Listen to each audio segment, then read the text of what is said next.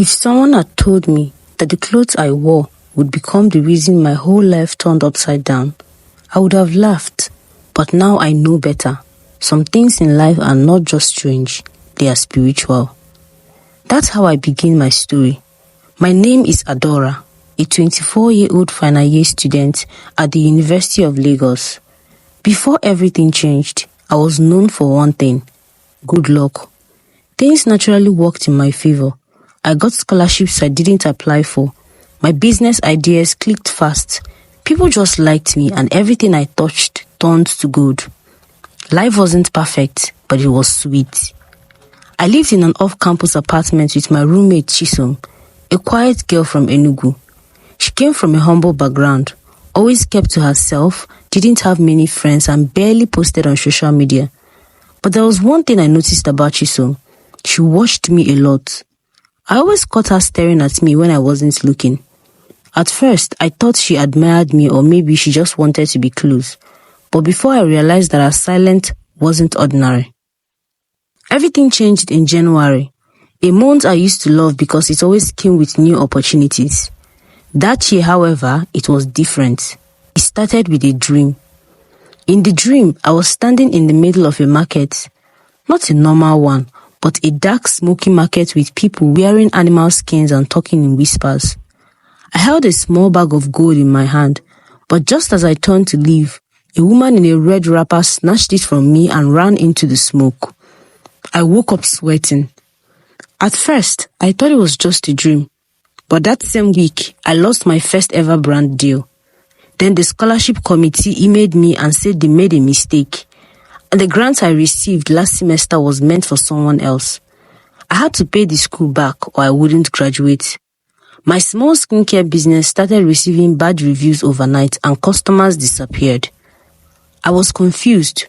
How could everything be going wrong at the same time? The second dream came a few nights later. This time, I was naked, standing in front of a mirror. But when I looked at my reflection, it wasn't me. It was Chisom.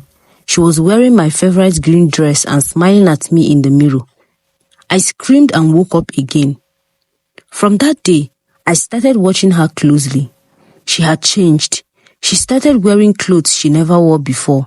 My clothes. I'd see them hanging to dry on the balcony and I knew I hadn't washed them. I began to feel dizzy whenever she was around. Sometimes, I would feel a strong headache the moment she entered the room. I started locking my wardrobe, but somehow she still found a way to use my things. Then came the day I knew something spiritual was happening. One Sunday evening, I was washing my clothes in the backyard. I had stepped inside briefly to take a call. By the time I came out, my pile of dirty clothes were gone.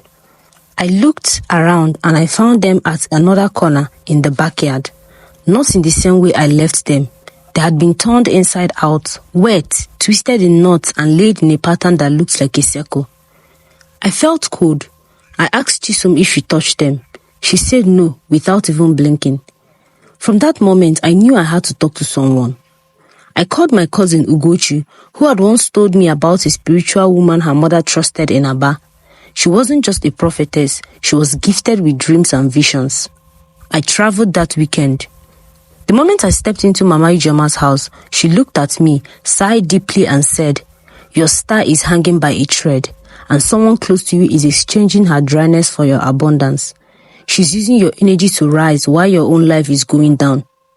I sat down. My hands were shaking.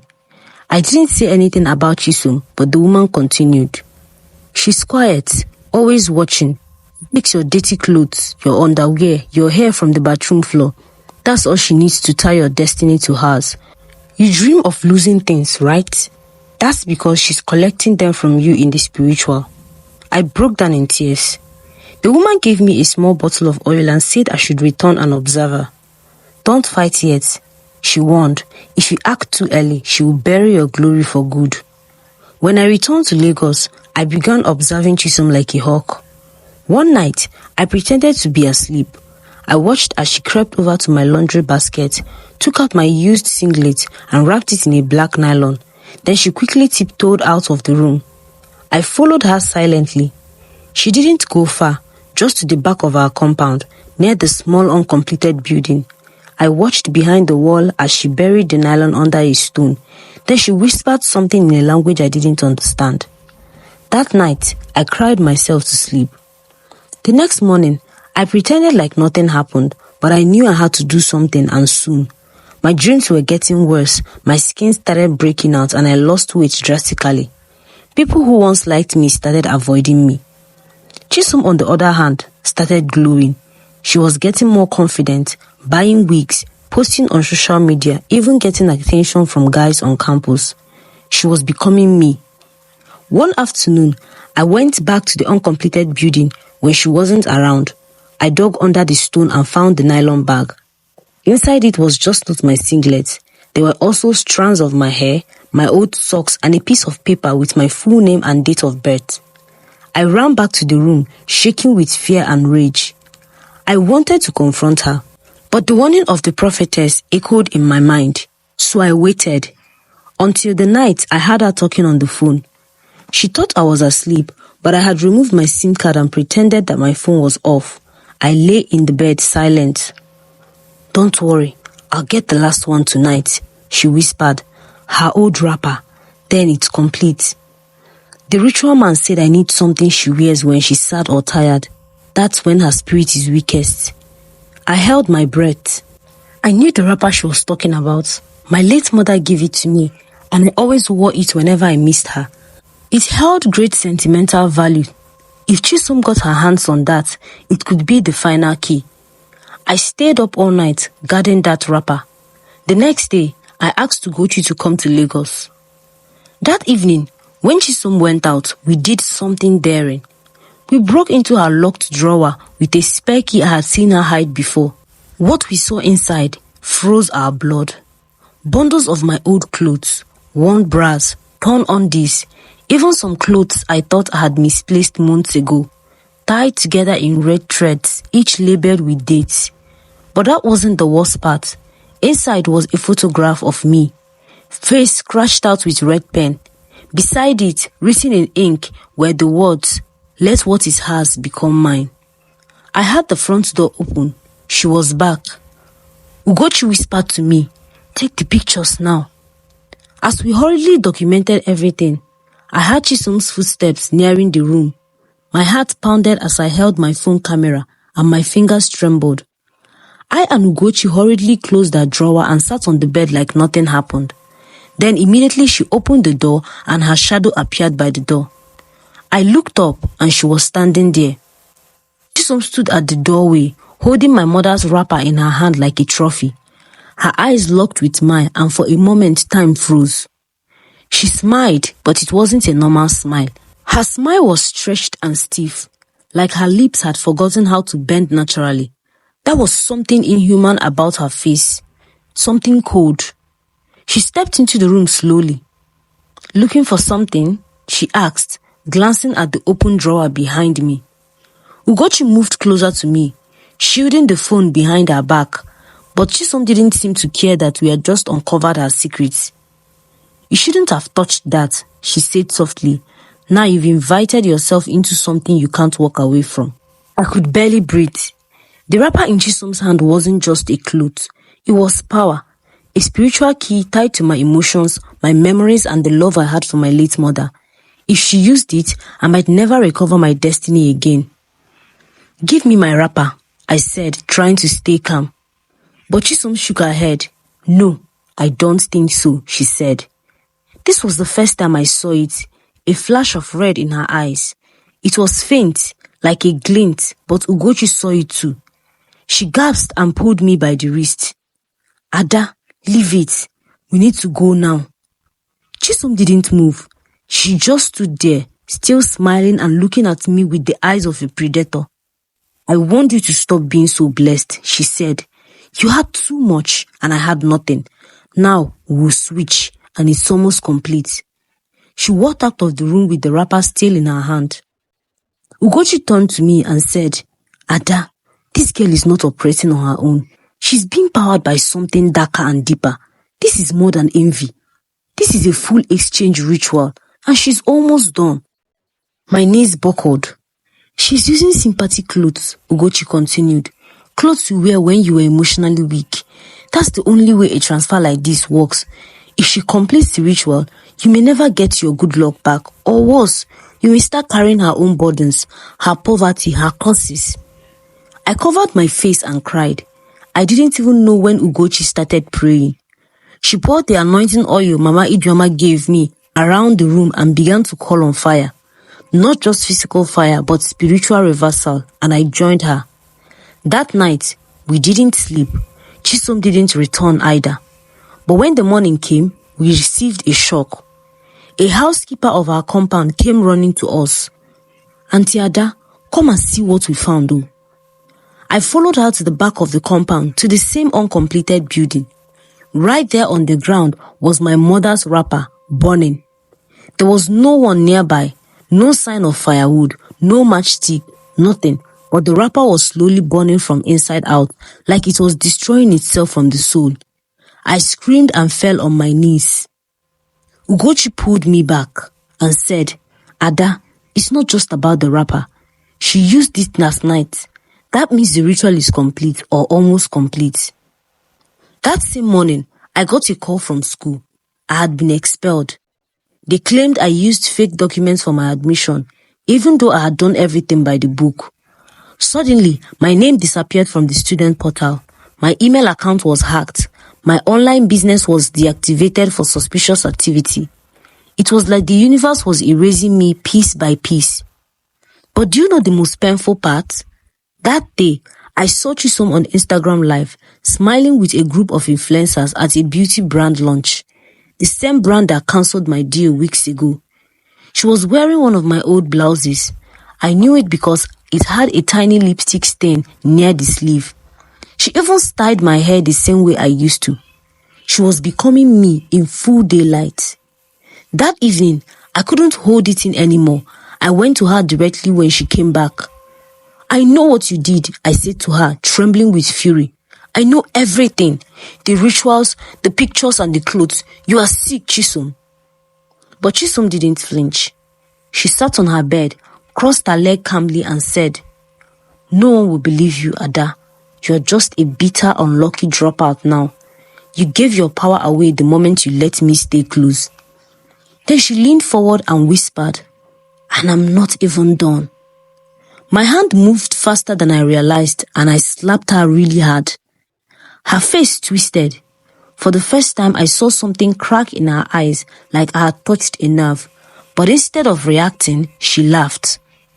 "Ada," she said in a low voice, "you shouldn't have done that." That night, I went to Mama Ijeoma in tears and told her everything that had happened. She closed her eyes and prayed in tongues for what felt like hours. Then she said something that chilled my bones. "There's a final gate. The exchange is powerful but not permanent yet. She has completed all but one step. She needs to break you entirely, emotionally and spiritually. Once you cause yourself in pain, it seals the ritual. You must not speak negative words out of your mouth. That is her final key." I covered my mouth instantly. If I gave up, if I ever said I'm finished or I'm useless or I will never rise again, the power of those words could steal the exchange forever. Mama Ijeoma continued, "You must reverse this carefully. No fightings, no insults, just strategy and spirit. Let me prepare what you need." Over the next 3 days, I stayed with Ugochi. We fasted, we prayed. We made morning declarations. "I am not broken. I will rise again. My destiny cannot be exchanged." Then came the twist that none of us expected. One night, Chisom's elder sister Ngozi showed up at my door. She had traveled from Enugu without warning. "Adora," she said, her eyes wide with fear, "please, I need your help. My sister is not the same. Something is happening to her." I was stunned. Ngozi sat down and poured everything. How Chisom had changed before even coming to Lagos. How she visited a strange man in the village who promised her a new life if she could sacrifice someone close. How Chisom stopped coming home and was just sending them money from nowhere. How she recently told her mother not to pray for her again. She says she's already in a new covenant, Ngozi whispered. I showed Ngozi the pictures we had taken of the drawer, the notes, the burnt wrapper. She wept. I think she was supposed to sacrifice you, she said. But she didn't want to kill you physically. She chose to kill your glory instead. That night, Ngozi and I formed a new plan with Mama Ijeoma's help. We weren't going to fight her with fire or words. We were going to force her hand spiritually, make her break her own ritual without knowing. And it began with one simple trap. We staged a fake breakdown. I posted on WhatsApp that I was tired of life and that I had lost everything and didn't see the point in trying anymore. The moment Chisom saw it, she smiled. We could see it in her face. She thought I was giving up. She didn't know I was fasting and praying underground, that I was guarded with fire and oil, that I was being watched over by prayer warriors from 3 churches. Then, at 3 a.m., she tried to seal the ritual. She came to my door, holding a black calabash, mumbling chants under her breath. We recorded everything from the other room with hidden cameras. She placed the calabash at the foot of my bed and whispered, "Let her words become her chains." But just as she turned to leave, a loud crash echoed through the room. The calabash had exploded into flames. The sound of the calabash exploding into flames shook the entire room. Chisom let out a loud animal-like scream and stumbled backwards, falling to the floor.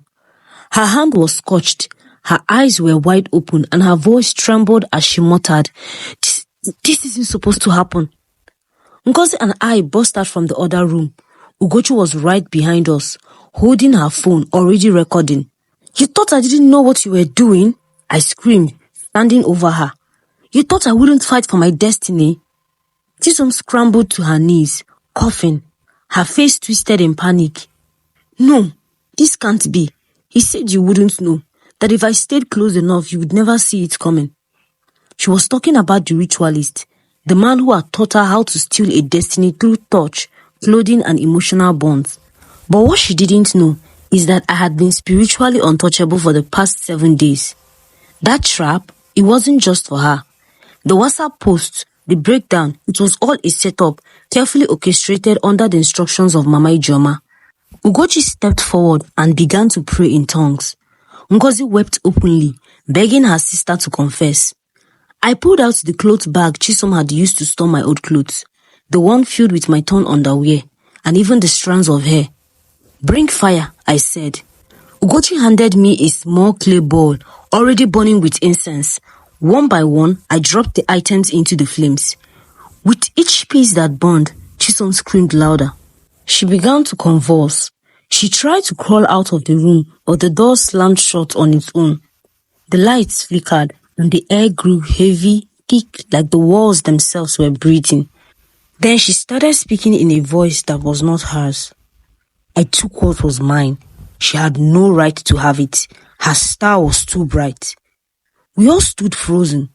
That voice was ancient.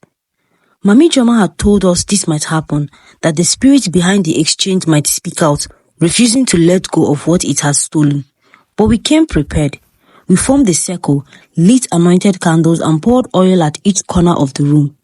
I held my hand over my head and began to declare, "Every power that has exchanged my glory, release it now.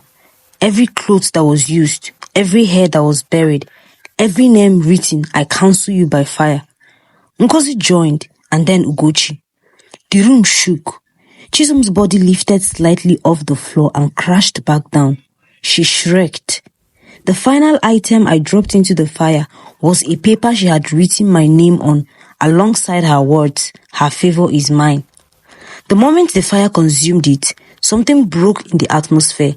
Chisom stopped screaming. She collapsed to the floor unconscious. Heavy spiritual silence fell on the room. Then I felt it, a release, like 1,000 invisible chains snapping off my body. My chest lifted and my head cleared. I could breathe again. It was over, but not without consequences. We rushed Chisom to a small prayer house that night. For 3 days, she didn't wake up. When she finally opened her eyes, she couldn't speak. She looked at us with confusion, like she had no memory of who we were. The prophet at the prayer house explained that her consciousness had been trapped, used as a vessel, and she would need time to recover, if she would recover at all. Ngozi broke down in tears. She was never like this growing up. She just got tired of suffering and she went looking for shortcuts. But shortcuts to destiny come with a price. Within 2 weeks, my name was returned to the university portal. The expulsion was labeled a technical error. I was allowed to complete my final year. My business page was reactivated and the scholarship organization sent an apology letter. And the strangest part, I started receiving favor again. Random job offers, brand deals. People who had ignored me started calling. It was like my life snapped back into position, but I was no longer the same girl. I had learned things the hard way. I no longer trusted just anyone with my space. I stopped letting people borrow my clothes, touch my hairbrush, or even sleep on my bed. I learned to guard my energy, not just my belonging. Because people don't just steal money or phones. They can steal your luck, your peace, your identity. And the scariest part is that sometimes they do it by simply being close to you, by loving you and acting like your friend. I moved out of that apartment permanently. Chisom's family took her back to Enugu.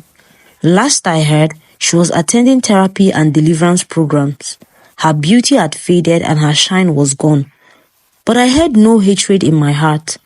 I had learned the power of mercy, but also the power of discernment. This experience opened my eyes to see how deep jealousy can go. How some people don't want to hurt you. They just want to be you. And when they can't, they destroy you. So I tell you this story not just for the drama, but for the warning. Protect your energy. Guard your spirit. Be careful who you call your roommate. Not every battle is physical. And not every thief breaks in through the window. Sometimes, they walk through your front door, smiling, with your clothes in their hands. Thank you for watching and see you in the next video. Please, don't forget to like and share with your loved ones if you enjoyed this story. Thank you and God bless you.